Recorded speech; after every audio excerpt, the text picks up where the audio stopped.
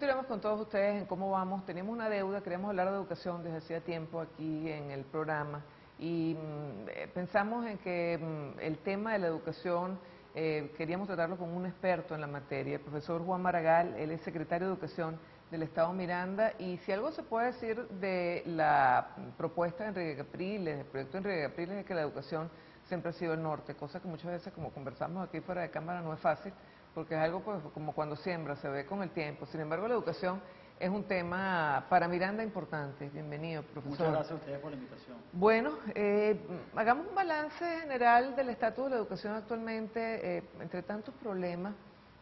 Cuando hablamos de tantas carencias, a veces se nos olvida y pasamos de lado el tema de la educación, pero es prioritario hablar de ello. Sí, nosotros tenemos, yo diría que 3 grandes retos en la educación del país, ¿no? Uno, que no hemos logrado que todos los venezolanos vayan a las escuelas. Es decir, tenemos todavía mucha gente fuera de las escuelas. El gobierno trata de decir que está todo el mundo en las escuelas, pero en realidad no es así. Especialmente menores de 6 años y entre 12 y 17 años tenemos una importantísima cantidad de personas fuera de las escuelas. Solamente adolescentes, estoy hablando de entre 12 y 17 años, se estima que son 800.000 que no están yendo a los liceos. Es la edad de riesgo para delincuencia, para... Así es. Eso es una tarea pendiente. Esto está relacionado a otro tema que es muy importante, que es el tema de la construcción de escuelas, ¿no? Nosotros hemos abandonado la construcción de escuelas en el país. Nosotros desde la Gobernación de Miranda hemos hecho un gran esfuerzo en el Estado, pero tiene que haber un esfuerzo nacional. Estamos hablando que Venezuela necesita más de 3.000 nuevas escuelas, construirlas en los siguientes 5 o 6 años.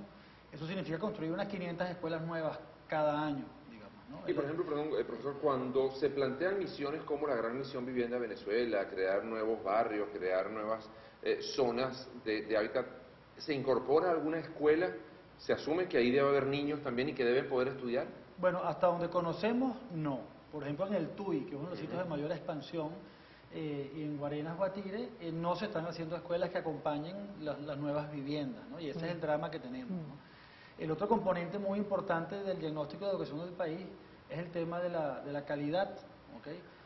Venezuela no hace evaluaciones de su calidad, de su rendimiento, de su desempeño. Nosotros en Miranda tenemos Entiendo algunas evaluaciones. que Miranda es casi que el único estado que sí, lo ha nosotros hecho, participamos ¿no? en el 2010 en las pruebas PISA, que son Sí. las pruebas internacionales, Sí. pero además aplicamos unas pruebas internas todos los años. Tenemos 6 años ya aplicando la prueba y tenemos importantísimas deficiencias en desempeño, ¿no? Lectoescritura. En lenguaje, en matemáticas y en ciencias, que son las pruebas PISA. Para que se hagan una idea, el 80%, porque las pruebas PISA se aplican a venezolanos de 15 años de edad.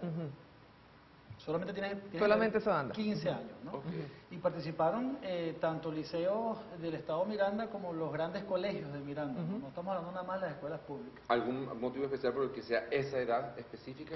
Bueno, porque a esa edad el país ya demuestra básicamente lo que ha hecho con la educación inicial de sus habitantes, digamos, ¿no? Y tú puedes comparar una niña o una muchacha de 15 años de Charallave con una muchacha de 15 años de Helsinki o de Canberra o de Madrid, digamos, Sí. pero compara, ya hay digamos, un producto de la educación en esa persona. Exactamente, ¿no? Por eso se hace 15 años de edad. Pero en el caso de las pruebas PISA, el 80%, oye la cifra, el 80% de nuestros muchachos de 15 años no tienen las competencias mínimas esperadas para esa edad.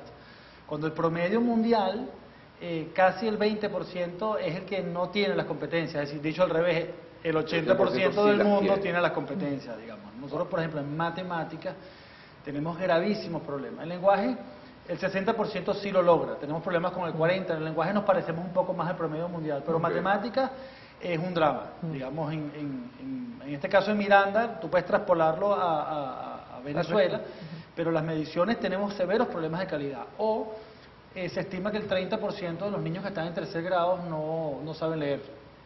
Imagínense cómo llegaron a 3er grado. Y eso es muy grave porque tú hasta 3er grado aprendes a leer, pero a partir de 4º grado lees para aprender. Claro. ¿No? O sea, ya la lectura no Claro, es un fin es en sí una mismo, sino herramienta. Ya es un instrumento, Entonces tú tienes que consolidarlo, digamos, en esa edad. ¿Y eso ocurre por qué? ¿Hay alguna razón por la cual ocurre esa deficiencia? Bueno, es una deficiencia en la calidad de enseñanza en el país. Yo te decía, tenemos un problema de asistencia, tenemos un problema de construcción, tenemos un severo problema de calidad. Y el cuarto problema que tenemos, que está relacionado con todo esto, es el de los maestros. ¿Okay? Ha sido clientelizada y utilizada políticamente la estructura de cargos del gobierno nacional y de las gobernaciones ya durante 15 años. Se eliminaron los concursos de ingresos, se eliminaron los concursos de ascenso, ¿ok? Tú accedes a un cargo en la administración pública si eres graduado de, amigo de, inscrito en, digamos, pero no por concursos. Claro. ¿Ok? Y esa es otra de las tareas pendientes que tenemos como país, digamos, ¿no? Si mezclas esas cuatro cosas, tú explicas, bueno, por qué tenemos los problemas educativos que tenemos en De alguna manera eso también no viene desde la propia educación, por ejemplo, de la propia selección de los estudiantes que van a ingresar a las universidades, donde muchas universidades para determinadas carreras solo entras si eres hijo de un profesor, si eres hijo de un empleado de la universidad, y realmente el cupo que queda para los que pudieran presentar sus credenciales es muy reducido. Bueno, es un sistema complejo, pero en mi opinión, digamos, la clave está en la selección de quienes ingresan a las escuelas. Te pongo un ejemplo. Nosotros hicimos concursos hace 2 años y había 2 cargos disponibles en Tapipa, que es una población muy querida nuestra de Barlovento. Cuando salen esos 2 cargos, se activan todos los mecanismos para hacerse de los cargos, o por una cuota sindical, o porque es amigo de usted inscrito en un partido, o porque conozco a la persona que reparte las planillas. Todo el mundo empieza a pelear por esos 2 cargos. Nosotros lo hicimos por concurso. Concursaron como 300 personas por esos 2 cargos. Ganaron 2 muchachas de ahí de Tapipa, que todo el mundo sabe quiénes son. Todo el mundo sabe que eran buenas estudiantes, todo el mundo sabe que eran personas preparadas, digamos, y ya tú empiezas a generar como una expectativa de que, bueno, nada más pueden ser maestros los que ganen los concursos. Si tú repitieras eso durante 3, 4, 5, 10 años, llega un momento que las mamás le empiezan a decir a sus hijos, y estudia educación, porque lo único que tienen acceso son los que están mejor preparados. Generas una élite. Eres muy inteligente. En el mejor sentido, una élite. Empiezas a generar una élite intelectual. Sí. Ahora, si para dar los cargos tienes que estar inscrito en un partido, o ser egresado de ciertos programas, o ser amigo de alguien, no hay ningún estímulo a estudiar nada. Lo que tienes que Y tener, sobre eso, bueno, una vez que ganen el cargo, que sean bien remunerados, Ahora, que sean una... correcto. Profesor, pero si tú remuneras claro, y no modificas el sistema de Claro, ingresos, claro. estás remunerando a quien no debe. Exactamente. Claro. Vamos a hacer una pausa al regreso. El gobierno ha creado grandes mitos. Uno de los grandes mitos es, por ejemplo, el mito de la salud, los asesores cubanos, toda esta historia, el barrio adentro. Y el otro mito es la educación. Aquí se ha masificado la educación, aquí realmente está estudiando todo el mundo, aquí todo el mundo está llegando a la universidad. ¿Es un mito o es una realidad? Ya venimos.